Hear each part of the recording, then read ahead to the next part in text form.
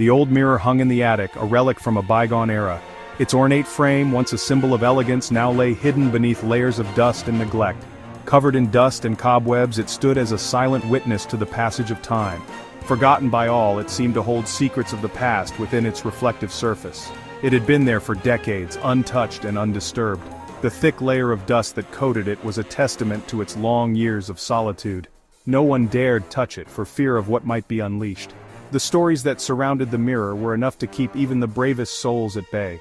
Legend said it was haunted, a portal to another realm. Those who gazed into it for too long claimed to see shadows moving within, as if the mirror held a life of its own. A gateway to somewhere dark, its presence was unsettling. The dim light that filtered through the attic windows seemed to shy away from it, casting eerie shadows on the walls. A chill always lingered near it, a cold that seemed to seep into your bones. It was as if the mirror itself was alive, breathing out an icy breath that chilled the air around it. An oppressive silence emanated from its cold glass surface. The silence was so profound that it seemed to swallow all sound, leaving only the faint echo of your own heartbeat. The mirror seemed to watch, its reflective surface capturing and holding your gaze. It was as if it had eyes that followed your every move, never blinking, never looking away. Its gaze followed your every move, a silent observer that seemed to know your deepest secrets. The feeling of being watched was inescapable, a constant presence that sent shivers down your spine. A palpable sense of dread filled the air around it, a heaviness that pressed down on your chest and made it hard to breathe. The mirror's presence was suffocating, a dark cloud that hung over the attic. An unknown entity lurked within, waiting, watching. It was said that the mirror held the soul of a restless spirit, trapped between worlds and seeking release. But no one knew for sure, and no one was brave enough to find out. Sarah, a young girl, stumbled upon the attic. She was curious. She had heard the whispers, the stories about the haunted mirror. She approached it cautiously, her heart pounded in her chest. She peered into the dusty glass. At first, she saw only her reflection, then a flicker, a fleeting glimpse of something else, a shadowy figure standing behind her. She gasped and stumbled back. The figure vanished. As the sun began to set, casting long shadows across the attic, the air grew colder and the atmosphere thickened with an eerie silence.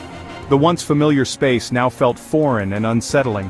Michael, an old caretaker, heard a sound, a faint whisper coming from the mirror. He stopped, listened intently. His heart pounded in his chest as he strained to make out the words. The whispers were soft, almost like a gentle breeze, but there was something sinister about them. The whisper came again, this time clearer, calling his name. "Michael," it seemed to say, the voice echoing in the stillness of the attic. He felt a chill run down his spine. Who could it be? What did it want? He cautiously approached the mirror. Each step felt heavier than the last, as if an invisible force was trying to hold him back. The lantern in his hand flickered, casting dancing shadows on the walls. His hand trembled as he reached out to touch the cold glass. The surface felt icy, sending a jolt through his fingers. He hesitated, fear gripping his heart, but the whispering urged him on.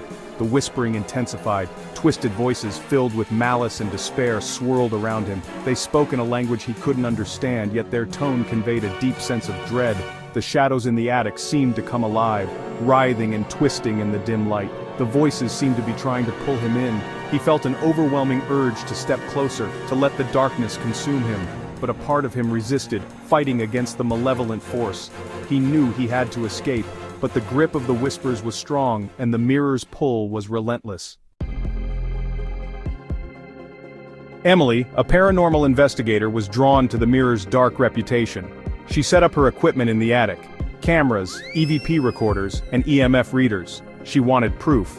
She stood before the mirror, stared into its depths, challenged it. Suddenly a face appeared in the glass, pale, gaunt, with eyes filled with unspeakable horror. It was her face, but twisted, grotesque. Her reflection reached out towards her, its cold, dead fingers pressed against the glass. Section 5. Consumed by Darkness. This is a tale that delves into the unknown, where shadows whisper secrets and the night holds its breath. John, a skeptic, scoffed at the stories. He had always been a man of science, grounded in logic and reason. Ghosts to him were nothing more than figments of overactive imaginations, tales spun to entertain or frighten. He didn't believe in ghosts. The very idea seemed preposterous. He had heard the legends about the old house on the hill, the one that was said to be haunted by restless spirits. But to John, these were just stories, no more real than fairy tales. So he decided to spend a night in the attic to prove the legends wrong. Armed with nothing but his skepticism and a flashlight, he climbed the creaky stairs to the attic, determined to debunk the myths once and for all. He sat in a chair facing the mirror, determined to stay awake. The attic was cold and musty, filled with old furniture covered in dust and cobwebs. The mirror, an antique with an ornate frame, stood ominously in the corner.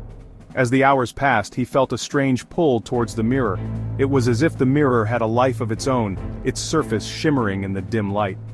John couldn't shake the feeling that he was being watched, that something was lurking just beyond the glass. He tried to resist, but it was too strong. The pull grew stronger, an invisible force tugging at his very soul. His heart raced, and beads of sweat formed on his forehead. He knew he should look away, but he couldn't. He stood up and walked towards it.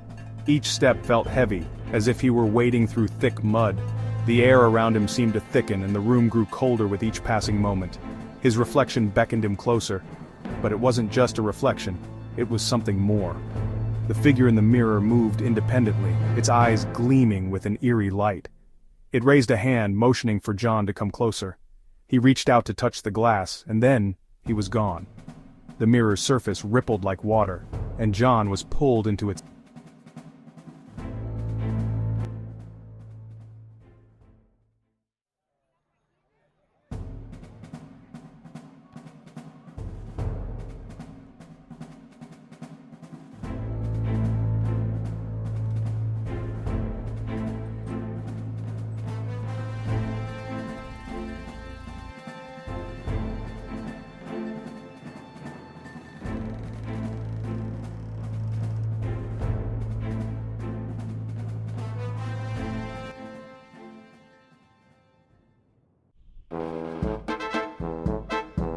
Section 7, Trapped Within. Sarah, Michael, Emily, and John. All gone, vanished without a trace. The only connection, the haunted mirror. Their reflections remained, trapped within the glass, forced to relive their encounters, over and over again. Their eyes reflected their torment. Their silent screams echoed within the mirror's depths. They were prisoners, bound to the mirror for eternity. Section 8, The Mirror's Grip. The mirror's power grew with each passing day. Its influence spread. Those who dared to enter the attic felt its pull, the urge to look into its depths, to become part of its macabre collection. The mirror was a predator, luring unsuspecting victims to their doom. Its hunger for souls was insatiable. It would not be satisfied until it consumed everything in its path. Section 9, No Escape. The old house stood silent, its windows dark, the attic remained locked, the haunted mirror waited, its gaze fixed on the world outside. It was a constant threat, a reminder that some things are best left undisturbed. There was no escape from its grasp. The mirror's reign of terror continued,